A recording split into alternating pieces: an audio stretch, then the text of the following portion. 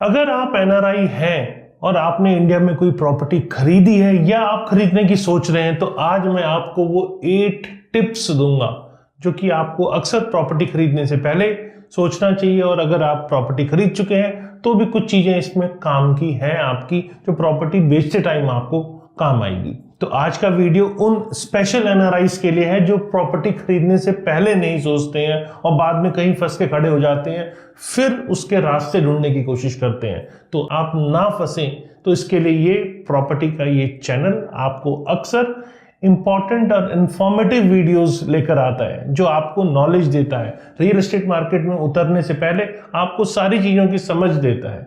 तो आज का ये वीडियो आपके लिए कितना महत्वपूर्ण होगा, ये आप मुझे कमेंट सेक्शन में बताइएगा। तो चलिए शुरू करते हैं और डिटेल में वो 8 की पॉइंट्स जो एक एनआरआई को समझने की जरूरत है प्रॉपर्टी ट्रांजैक्शन करते टाइम, वो बताता हूं मैं। नमस्कार, मैं हूं प्रदीप मिश्रा। प्रॉपर्टी मिश्रा शो में आपका स्वागत है। यहाँ हम आपको प्रॉपर्टी और प्रॉपर्टी मार्केट की हकीकत बताते हैं। नो बकवास, डायरेक्ट काम की बात। चलिए शुरू करते हैं। Indian real estate market 2021 onwards, मैं तो कहूंगा कोविड के बाद से पंख लगे हुए हैं, उसमें बहुत अच्छा रिटर्न दे रही है और एनआरआईज के लिए भी अट्रैक्टिव डेस्टिनेशन बना हुआ है। स्पेशली कोविड-19 के बाद से बहुत सारे एनआरआईज ने पर्सनल यूज के लिए, रेंटल इनकम के लिए या कैपिटल एप्रिसिएशन के लिए यहां पर इंडिया के अंदर बहुत सारी प्रॉपर्टीज खरीदी है। वैसे जो बाइंग प्रोसेस है वो कहीं हद तक कॉम्प्लेक्स होता है, क्योंकि फाइनेंशियल है, इसके अंदर टैक्सेशंस हैं, तो इन सबको हमें अच्छे से समझना जरूरी है, तभी हम एक हैसल फ्री ट्रांजैक्शंस इसके कर पाएंगे। सबसे पहले कौन कौन से वो इंपॉर्टेंट एस्पेक्ट्स हैं जो एज ए एनआरआई आपको समझने की जरूरत है। सबसे पहले, अगर आप एनआरआई हैं तो कौन कौन सी प्रॉपर्टी आप ले सकते हैं। सबसे पहले परमिटेड प्रॉपर्टीज की बात करते हैं। अगर आप एनआरआई हैं तो रेजिडेंशियल या कमर्शियल प्रॉपर्टी आप इंडिया के अंदर ले सकते हैं। इसमें किसी भी टाइप की कोई रिस्ट्रिक्शन नहीं है। जनरली परमिटेड और नॉन परमिटेड या रेस्ट्रिक्टेड प्रॉपर्टीज की बात मैं कर रहा हूं, तो यहां पर रेजिडेंशियल और कमर्शियल प्रॉपर्टी आप आराम से ले सकते हैं। दूसरी इंपॉर्टेंट चीज, आप एक से ज्यादा भी प्रॉपर्टी ले सकते हैं, मल्टीपल प्रॉपर्टी ले सकते हैं अपने नाम से। इस पे भी किसी भी टाइप की कोई रिस्ट्रिक्शन नहीं है। लेकिन रिस्ट्रिक्शन है कहां पर? एनआरआई एग्रीकल्चर लैंड नहीं खरीद सकते, फार्म हाउस नहीं खरीद सकते, प्लांटेशन लैंड नहीं खरीद सकते। ये इंपॉर्टेंट चीज है, जो आप इन्वेस्ट कर रहे हैं तो आपको ये चीज ध्यान में रखनी है। ये सारी प्रॉपर्टीज तभी आपकी अपनी हो सकती है जब वो इनहेरिटेड हो या आप किसी टाइप के गिफ्ट में आपने उसे रिसीव किया हो।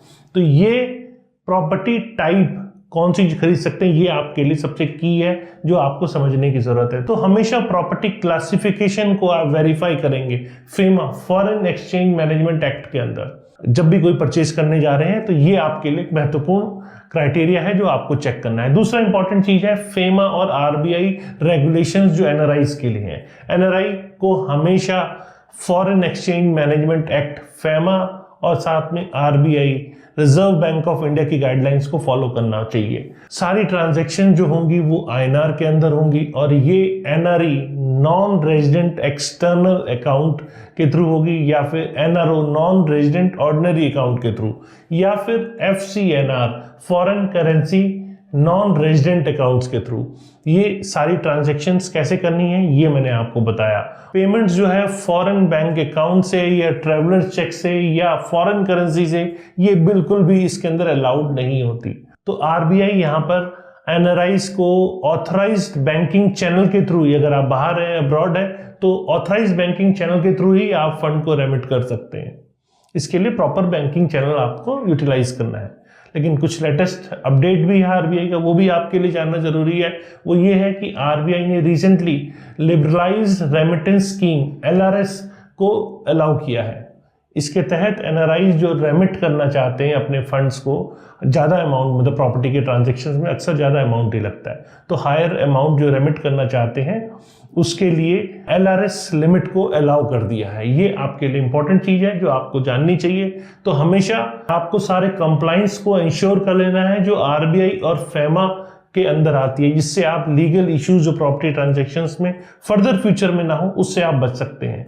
तीसरा इंपॉर्टेंट एस्पेक्ट है कि आप जो प्रॉपर्टी परचेज कर रहे हैं उसकी फाइनेंसिंग कैसे होगी। सबसे पहला इंपॉर्टेंट है सेल्फ फंडिंग या फिर होम लोन। अक्सर लोग इसी उधेड़बुन में होते हैं कि हम इसे सेल्फ फंडिंग करें या होम लोन लें। तो सेल्फ फंडिंग आप कर सकते हो, ये इंपॉर्टेंट चीज है जो आपको समझने की जरूरत है, मतलब अपने रिसोर्सेज से। लेकिन इसके लिए एनआरई, एनआरओ और एफसीएनआर अकाउंट ही आपको यूज करना है अपने फंड्स को रूट करने के लिए। लेकिन हाँ, होम लोन भी आप ले सकते हैं। होम लोन के लिए नेशनलाइज्ड बैंक या फिर ऐसे SBI, HDFC, ICICI, axis bank, ऐसे बहुत सारे बैंक हैं जो एनआरआईज को होम लोन ऑफर करते हैं। इनके थ्रू आप होम लोन भी ले सकते हैं। लेकिन हाँ, होम लोन की जो रीपेमेंट है वो आपकी आईएनआर में ही होगी, और ये एनआरई, एनआरओ या फिर किसी टाइप की कोई रेंटल इनकम है तो उसी के थ्रू आप उसको पे कर सकते हैं। और लोन टेन्योर की बात करें तो एनआरआईज के लिए थोड़ा शॉर्टर पीरियड होता है। अक्सर जो इंडियंस हैं, जो रेजिडेंट्स हैं, उनके लिए करीब 20 से 30 इयर्स का टाइम होता है, लेकिन एनआरआईज के लिए मैक्सिमम 15 ईयर का ही लोन उन्हें मिल पाता है। ये आपको ध्यान में रखने की जरूरत है। और इंटरेस्ट रेट की बात करें तो 24-25 का एस्टिमेटेड इंटरेस्ट रेट जो है वो फ्लोटिंग 7.25 से 9.5 के बीच है। लेकिन ये आपके क्रेडिट स्कोर और बैंक पॉलिसी पे डिपेंड करता है कि कितना परसेंटेज आपको लगाया जा रहा है। और फिक्स रेट की बात करें तो 8.5 से 10.5% के बीच है।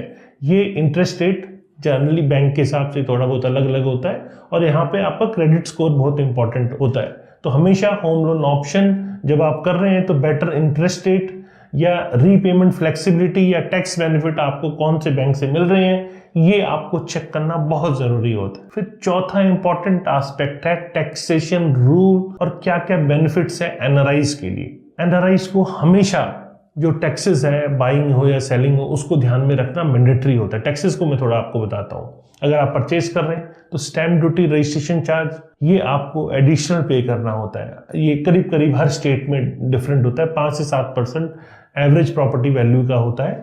ये स्टैम्प ड्यूटी आपको पे करने की जरूरत होती है। जीएसटी, अगर प्रॉपर्टी अंडर कंस्ट्रक्शन है तो जीएसटी यहाँ पे लगता है 5% without ITC, input tax credit, ये आपका अंडर कंस्ट्रक्शन रेजिडेंशियल प्रॉपर्टी पे लगता है। लेकिन यहाँ 12% होता है विद आईटीसी, ये जो है कमर्शियल प्रॉपर्टी के ऊपर लगता है। तो यहाँ टैक्सेस जो सेल के टाइम पे लगते हैं ये अब मैं आपको बताता हूँ। शॉर्ट टर्म कैपिटल गेन की बात करें तो 2 साल से कम के पीरियड अगर आपने होल्ड किया है तो शॉर्ट टर्म कैपिटल गेन लगेगा। ये टाइम टू टाइम गवर्नमेंट इसे बदलती रहती है। अरे भी बात करें तो ये आपके एज पर इनकम टैक्स स्लैब ही एप्लीकेबल होगा। और लॉन्ग टर्म कैपिटल गेन की बात करें तो यहाँ होल्डिंग पीरियड 2 साल से ज़्यादा होगा तो यहाँ 20% विद इंडेक्सेशन बेनिफिट, ये आपको कैपिटल गेन लगेगा। अब बात करते हैं टीडीएस की। अगर आप प्रॉपर्टी सेल कर रहे हैं तो एज पर इनकम टैक्स एक्ट सेक्शन 195, इसके हिसाब से आपको प्रॉपर्टी पे टीडीएस भी लगता है। मतलब अगर प्रॉपर्टी की वैल्यू 50 लाख से ज़्यादा है तो बायर को टीडीएस डिडक्ट करके पे करना है। मतलब लॉन्ग टर्म कैपिटल गेन के लिए इसे कैलकुलेट करने में यूज किया जा सकता है। तो टीडीएस डिडक्शन यहाँ पर 20% टीडीएस डिडक्शन होगा। और यहाँ पर एनआरआई के लिए जो बेनिफिट है उसकी बात कर लेते हैं। अगर आपने ऑलरेडी अगर टीडीएस डिडक्ट करके पेमेंट ले ली है तो एनआरआई लोअर टीडीएस सर्टिफिकेट के लिए इनकम टैक्स डिपार्टमेंट में भी अप्लाई कर सकते हैं। तो यहाँ पर थोड़ा सा समय इसमें लगता है, तो आपने ट्रांजैक्शन में उस पीरियड को इंक्लूड कर लीजिए, क्योंकि जब आप एग्रीमेंट टू सेल करते हैं तो उसमें वो मेंशन कर लीजिए कि इतना टाइम हमें लोअर टीडीएस सर्टिफिकेट अरेंज करने में लग सकता है। और सेक्शन 80C के अंदर टैक्स डिडक्शन जो होम लोन प्रिंसिपल रीपेमेंट में है, ये करीब करीब 1.5 लाख तक का आपको इसका बेनिफिट मिलता है। फिर सेक्शन 24B के अंदर जो होम लोन इंटरेस्ट रीपेमेंट है, इसके ऊपर 2 लाख तक का आपको बेनिफिट मिलता है। फिर सेक्शन 54 की बात करें तो कैपिटल गेन एग्जेम्पशन जो है वो री इन्वेस्टमेंट पे, अगर आपने कोई और रेजिडेंशियल प्रॉपर्टी बाई की है तो उसका बेनिफिट आपको मिलता है। तो एनआरआईज को हमेशा सारे टैक्स ऑब्लिगेशंस को जरूर चेक कर लेना चाहिए, क्योंकि जो अवेलेबल डिडक्शंस है उसी से आपका जो टैक्स लायबिलिटी है वो मिनिमाइज हो सकती है। फिर पांचवा इंपॉर्टेंट एस्पेक्ट है legal due diligence, property verification. क्योंकि जब भी आप प्रॉपर्टी खरीदते हैं तो प्रॉपर्टी में किसी टाइप का फ्रॉड ना हो, कोई बड़ा रिस्क आप ना फ्यूचर में देख पाए, इसके लिए एनआरआई को हमेशा ड्यू डिलिजेंस करवाना चाहिए बिफोर बाइंग एनी प्रॉपर्टी। अब इसके लिए इंपॉर्टेंट डॉक्यूमेंट टाइटल डीड, जिससे आपको ऑनरशिप की कंफर्मेशन होती है। रेवेन्यू रिकॉर्ड मतलब गवर्नमेंट के रिकॉर्ड में म्युनिसिपल कॉर्पोरेशन है या फिर प्रॉपर्टी को आप किसी विलेज की प्रॉपर्टी है तो जमाबंदी में या फिर इंतकाल में किसकी ऑनरशिप है, किसका नाम है, म्यूटेशन प्रॉपर्टी की हो रखी है या नहीं रखी है, प्रॉपर्टी की चेन, ये सब आपकी ऑनरशिप को लेके कंफर्मेशन होती है, ये आप जरूर चेक कर लें। फिर इनकम्बरेंस सर्टिफिकेट, ये आपको ये इंश्योर करता है कि किसी टाइप का कोई लीगल डिस्प्यूट या लोन ना हो, क्योंकि अगर लोन होता है तो वो आपको इनकम्बरेंस सर्टिफिकेट में चीज़ें क्लियर हो जाती है। तो हमेशा इस चीज़ को, लोन कोई है या नहीं, इसको चेक करना ना भूलें। फिर रेरा रजिस्ट्रेशन, ये मैंडेटरी है क्योंकि अंडर कंस्ट्रक्शन प्रोजेक्ट के लिए ये मैंडेटरी भी आता है कि रेरा रजिस्ट्रेशन किया हुआ हो। अगर रेरा रजिस्टर्ड नहीं है तो आप इसे अवॉइड कर सकते हैं। फिर अप्रूव्ड बिल्डिंग प्लान और लैंड यूज सर्टिफिकेट, इससे ये कंफर्मेशन हो जाती है कि म्युनिसिपल अप्रूवल्स इसके पास है या टाउन एंड कंट्री प्लानिंग की अप्रूवल्स इनके पास है, ये आपको चेक करना बहुत ज़रूरी है। तो कभी भी अगर आप डील को फाइनलाइज कर रहे हैं तो ये सारे प्रॉपर्टी रिलेटेड डॉक्यूमेंट्स आपको देखने और समझने हैं। फिर पावर ऑफ अटर्नी, ये छठा इंपॉर्टेंट एस्पेक्ट है जो एनआरआईज को ध्यान में रखना होता है। आप दूर हैं, फिजिकली प्रेजेंट नहीं हो सकते इंडिया के अंदर ट्रांजैक्शंस करने के लिए, तो आप कोई अपने मिलने जुलने वाले ऑथराइज ट्रस्टेड इंडिविजुअल को पावर ऑफ अटर्नी कर सकते हैं। कौन कौन सी टाइप की पावर ऑफ अटर्नी है ये भी आपको बता देता हूँ। जनरल पावर अटर्नी जनरली एक ब्रॉड डिसीजंस के लिए, मतलब यहाँ करीब करीब सारी पावर्स इसके अंदर चली जाती है। तो जीपीए भी कर सकते हैं, लेकिन तब जब बहुत कोई ट्रस्टेड पर्सन है आपका। तो वैसे मैं इसे रिकमेंड नहीं करूंगा, मैं रिकमेंड करूंगा दूसरा इंपॉर्टेंट जो पावर अटर्नी होती है, स्पेशल पावर ऑफ अटर्नी, जो कि लिमिटेड राइट्स ही ग्रांट करता है। स्पेसिफिक जो ट्रांजैक्शंस होती हैं उन्हीं के लिए, या प्रॉपर्टी डीलिंग के लिए या उसकी मेंटेनेंस के लिए, सिर्फ उन्हीं ट्रांजैक्शंस के लिए स्पेशली वो बनाया जाता है। तो पावर ऑफ अटर्नी भी दिया जा सकता है। तो आप special power of attorney well defined terms के साथ अगर आप करते हैं तो मिसयूज से आप बच सकते हैं। तो अब मैं आपको पैट्रिएशन रूल जो फेमा गाइडलाइंस के हिसाब से हैं वो भी आपको बता देता हूं।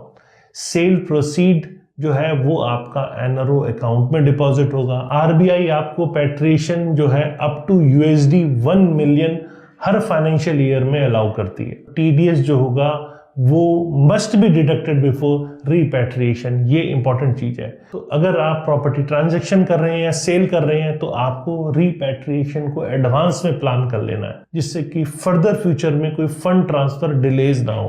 फिर लास्ट इंपॉर्टेंट एस्पेक्ट आता है right location of the builder. NRI को हमेशा प्रॉपर्टी की लोकेशन जहां पे हाई ग्रोथ पोटेंशियल हो वहीं प्रॉपर्टी लेनी चाहिए। गुड इंफ्रास्ट्रक्चर हो, स्ट्रॉन्ग रेंटल डिमांड हो, जिसमें कि एनआरआईज का जो पीछे कुछ दिनों में जो रुझान देखने को मिला है, बेस्ट सिटीज की बात करूं तो बेंगलुरु, पुणे, हैदराबाद, चेन्नई, गुरुग्राम, नोएडा, मुंबई, ये सब बेस्ट एनआरआईज के लिए सिटीज हैं जहां वो इन्वेस्टमेंट कर सकते हैं। हमेशा बेटर लोकेशन में, सिटी यहाँ इंपॉर्टेंट नहीं है लेकिन प्रॉपर्टी के सारे डायनामिक्स सूटेबल हो, जहां प्रॉपर्टी पे आपको एक्चुअल में रिटर्न मिले। वो बोगस पॉन्जी स्कीम्स में मत फंसिए कि एश्योर्ड रेंटल वाली स्कीम्स जो होती हैं वो सब बकवास है। ऐसी स्कीम्स में आपको बचना है। तो आपको ऐसी प्रॉपर्टी लेनी है जिसकी लोकेशन बेटर हो, जहां फ्यूचर में एप्रिसिएशन के चांसेस हो। गवर्नमेंट के मास्टर प्लान को भी स्टडी करना यहाँ पे आपके लिए बहुत ज़रूरी है। गवर्नमेंट की पॉलिसीज क्या क्या है, किस पॉलिसी के हिसाब से क्या हो रहा है, इससे भी प्रॉपर्टी पर रिटर्न ऑन इन्वेस्टमेंट में बहुत सारे चेंजेस आ जाते हैं। वो कहावत है ना कि अगर आप एक ही टाइम पे 5 प्रॉपर्टी ले रहे हैं तो 5 प्रॉपर्टी अलग अलग रिटर्न देती है।